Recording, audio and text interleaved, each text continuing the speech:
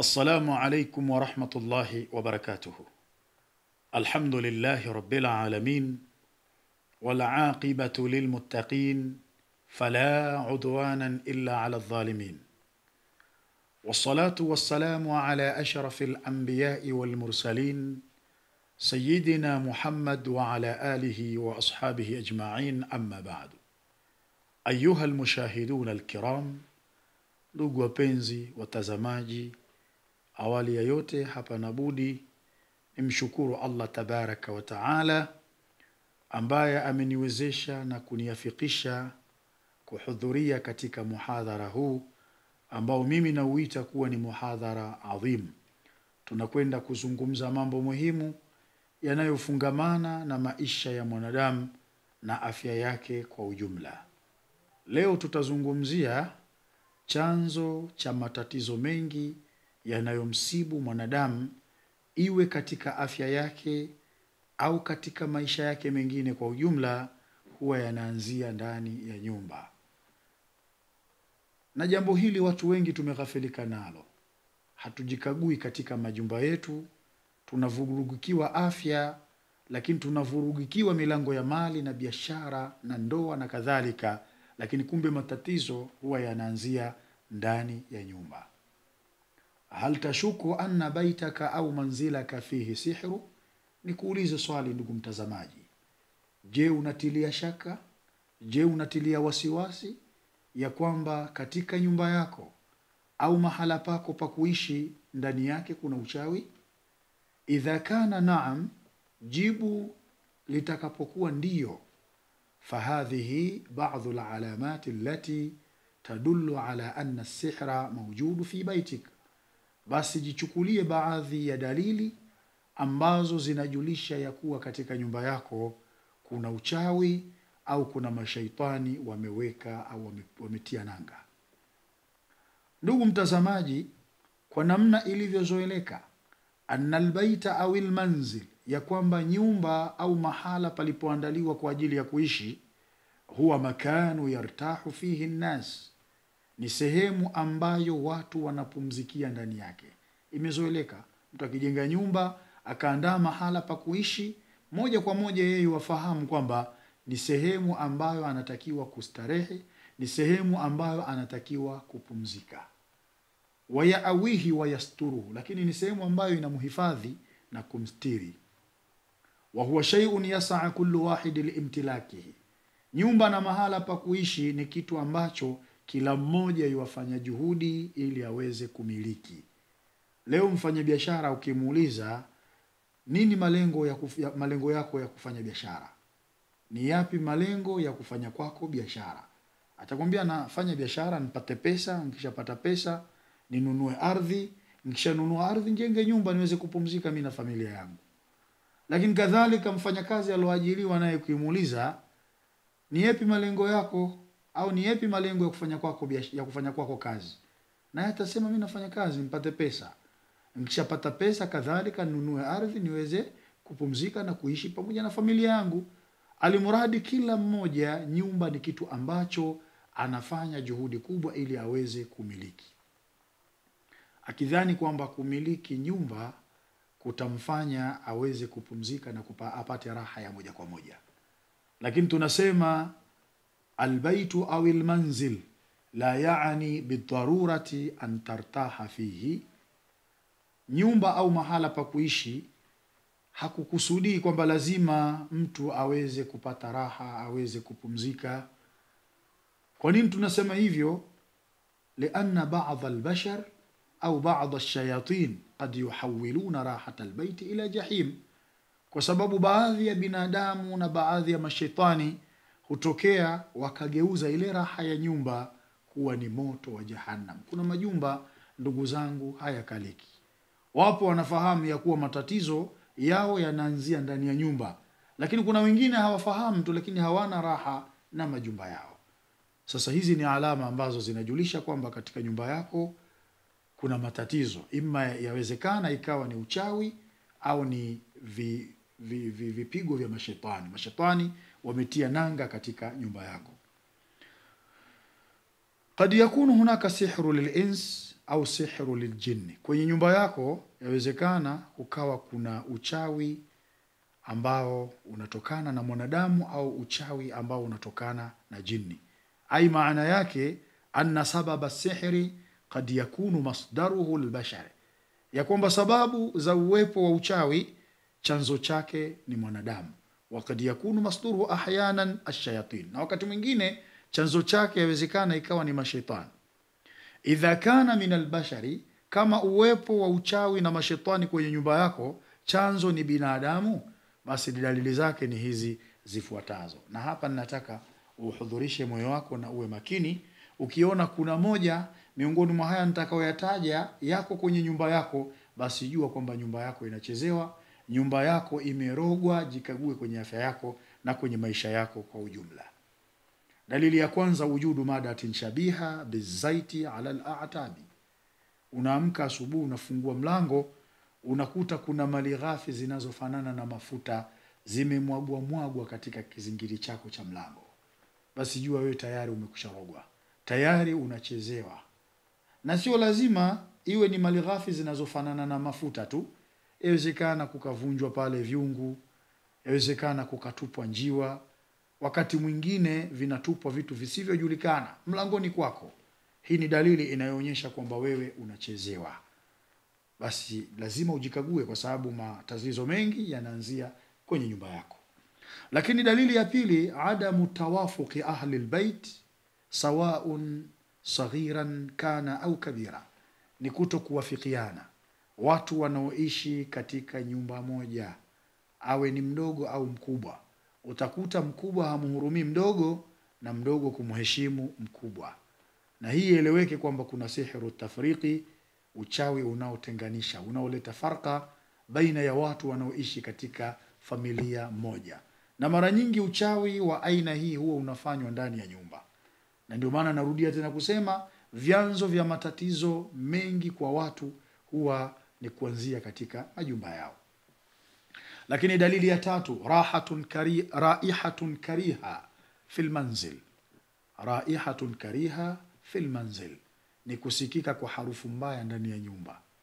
Mahma stu'milat min munadhafati, kwa namna yoyote vile, kwa kadiri watakavyojitahidi kutumia vitu vya kusafishia, ile harufu haiondoki.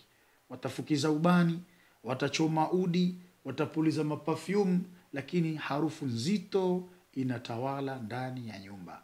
Hii ni dalili pia kuonyesha kwamba kuna michezo fulani inafanyika ndani ya nyumba. Sasa watu ambao wamefanyiwa michezo ya aina hii wajikague sana kwenye afya zao na kwenye maisha yao kwa ujumla. Lakini dalili nyingine ambayo ni ya nne, dhiqun shadidun li ahli albayt. Watu wa nyumba ni kuhisi dhiki. Yaani wanapokuwa ndani ya nyumba hawa enjoy, lakini wanapokuwa nje ya nyumba wana enjoy, wanapata raha, vifua vinakunjuka. Lakini wakiingia ndani ya nyumba tu wanahisi dhiki. Hawa wanarogwa na matatizo yanaanzia ndani ya nyumba. Lakini dalili ya tano, khasamatu mutakarrirat, ni ugomvi wenye kujirudia rudia baina al-ummi wal abi, baina ya baba na mama. Lakini yawezekana ikawa ndugu na nduguye, kama ni ndugu mwanamume na ndugu yake wa kike, au ndugu wa kike na kwa ndugu yake wa kike, hawapatani, watu wa familia moja. Matatizo yanaanzia ndani ya nyumba. Lakini dalili ya sita, adamul barakati fi taami, ni kukosekana kwa baraka ya chakula. Chakula kinapikwa kingi cha kutosha, watu wa familia wanakula, chakula kinamalizika, lakini hawajashiba. Na mara nyingi huwa ni misukule wanaowekwa katika nyumba.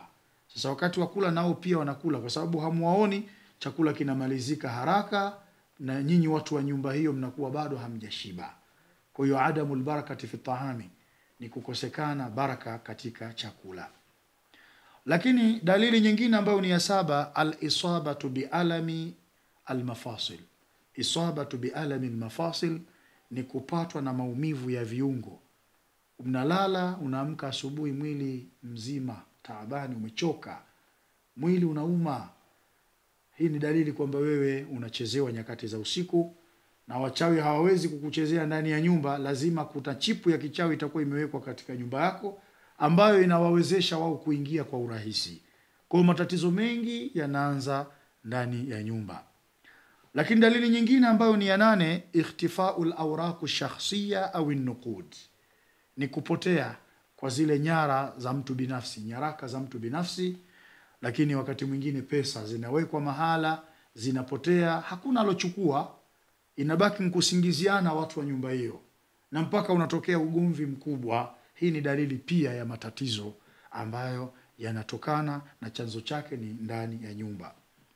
Lakini ni kukithiri kwa maradhi mengi, watu wa nyumba ile ni kuugua tu maradhi yasiyofahamika, likitoka hili linakuja lile, katoka lile linakuja jingine. Zote hizi ni dalili, chimbuko lake ni kuanzia ndani ya nyumba. Lakini tunaambiwa sima'u aswat bil bait, ni kusikia sauti za ajabu ndani ya nyumba, haifahamiki ni sauti za nini. Hii inaonyesha kwamba nyinyi mnachezewa. Jikagueni kwenye afya zenu na kwenye maisha yenu kwa ujumla, mtakuta kuna ikhtilafu kubwa. Dalili nyingine, sima'u ahad yunadi al-akhar wa huwa lam yunadihi, ni kusikia mtu anamuita mwenzie, lakini yule anayemuita hayuko na hajamuita. Mara nyingi sana hutokea. Lakini kadhalika abwabu tughlaqu min tilqa'i nafsiha khasatan bil-layli, ni milango kujifungua na kujifunga yenyewe, hakuna anayefunga wala kufungua, na hasa hali hii huwa inatokea nyakati za usiku. Ni kwamba nyinyi mnachezewa. Jikagueni kwenye afya zenu, lakini katika maisha yenu kwa ujumla. Lakini dalili nyingine, kasrul awani liwahdiha, ni vyombo vyenyewe kuvunjika. Vyombo kuvunjika vyenyewe, hakuna anayevivunja. Jua kwamba kuna watu wanaingia, zimewekwa chipu za kichawi kwenye majumba yenu bila nyinyi wenyewe kujua. Au inawezekana pia kukawa kuna mashetani ambao wametia nanga kwenye majumba yenu. Ndugu mtazamaji, kujinasua kutoka katika dimbwi la matatizo ambalo limekusibu kwenye afya yako, ambalo limekusibu katika milango yako ya mali au katika milango yako ya biashara, cheo pamoja na kazi, kwanza itengeneze nyumba yako. Wakati mwingine kuna haja ya kuisafisha nyumba kwa kutumia buhuri hizi, mafusho haya ambayo kwanza yanaondosha vitu vibaya lakini yanaleta baraka.